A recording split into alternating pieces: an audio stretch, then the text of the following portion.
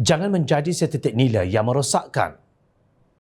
Semestinya maklum bahawa pembentukan kerajaan perpaduan selepas pilihan raya umum ke-15 yang lalu bukanlah sesuatu yang dirancang, tetapi keadaan menuntut kerajaan dibentuk dengan persetujuan semua parti politik terhadap titah nasihat yang di-Pertuan Agong. Meskipun terdapat beberapa percanggahan dari segi ideologi dan pendirian setiap parti pada ketika itu, namun atas semangat dan usaha menyelamatkan negara daripada terus terjerumus ke dalam krisis politik, majoriti parti bersetuju untuk bersama membentuk kerajaan kecuali Perikatan Nasional PN yang jelas menderhaka titah nasihat yang di-Pertuan Agong.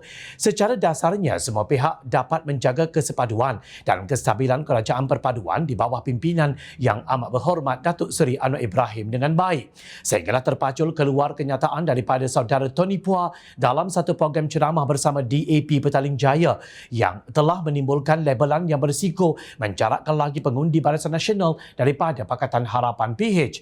Saudara Razak Rizwan, Timbalan Ketua Pemuda Amanah Nasional berkata, sesuatu yang ironi dalam pendirian Tony Phua adalah beliau merupakan individu yang gairah dalam menggerakkan usaha memeterai perjanjian CSA bersama Tan Sri Mahyadin Mat Yassin ketika bekas Perdana Menteri itu hilang sokongan sejumlah ahli Parlimen UMNO. Malah katanya Tony Phua juga turut memberi justifikasi yang luar biasa dalam keadaan luka langkah Sheraton masih berdarah dan segar dalam ingatan semua penyokong PH. Antara alasan yang diberikan adalah untuk kerajaan di bawah Mahyadin terus dikekalkan demi kestabilan politik di samping mendapat manfaat CSA. Sepatutnya dalam keadaan sekarang ini, Tony Phua juga harus memikirkan soal kestabilan politik dengan mengelak daripada mengeluarkan kenyataan yang menyumbang kepada ketidakstabilan politik, apatah lagi dalam suasana kita bakal berhadapan dengan pilihan raya negeri PRN, ujar beliau dalam satu kenyataan. Benar, saranan beliau untuk PH menunjukkan prestasi yang lebih baik agar mengundi boleh melihatkan PH adalah pilihan terbaik pada PRN akan datang adalah saranan yang sangat baik. Namun adalah lebih baik sekiranya Tony Phua turut mengajak bersama semua parti yang ada pada hari ini khususnya dalam kerajaan perpaduan untuk turut serta memberi khidmat terbaik kepada rakyat agar kita semua dapat menyumbang yang terbaik kepada negara.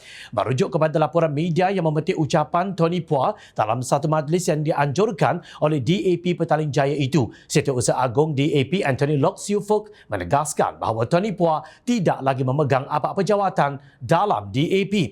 Justru itu beliau bercakap di atas kapasiti individu dan tidak sama sekali mewakili kepimpinan parti. Menurut Anthony lagi, ucapan tersebut yang berunsur serangan terhadap rakan gabungan utama dalam kerajaan perpaduan tidak seharusnya dikeluarkan oleh Tony. Kepimpinan tertinggi DAP telah membuat keputusan dasar untuk bekerjasama dengan gabungan politik lain demi mencapai kestabilan politik. Sebarang kenyataan provokasi terhadap rakan gabungan dalam kerajaan perpaduan adalah tidak selari dengan pendirian dan hala tuju parti pada masa kini, tegas beliau dalam satu kenyataan media. Beliau turut mengingatkan semua pemimpin dan ahli DAP untuk sentiasa menjaga keharmonian dalam hubungan antar parti dan gabungan dalam kerajaan perpaduan demi kestabilan politik yang amat diperlukan pada ketika negara menghadapi pelbagai cabaran luaran. Sesiapa dalam DAP yang tidak boleh menjaga mulut mereka dalam perkara ini adalah tidak dialu-alukan sama sekali untuk berucap dalam pentas DAP, tegas Anthony.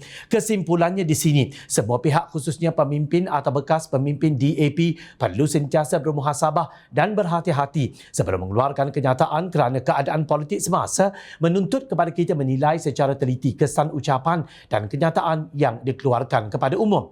Bersamalah kita membantu yang amat berhormat Datuk Seri Anwar Ibrahim menerajui negara ini dengan baik sekaligus menyelesaikan pelbagai masalah peninggalan kerajaan terdahulu khususnya dalam memulihkan keadaan ekonomi negara. Jangan kerana nilai setitik rosak pula susu sebelanga.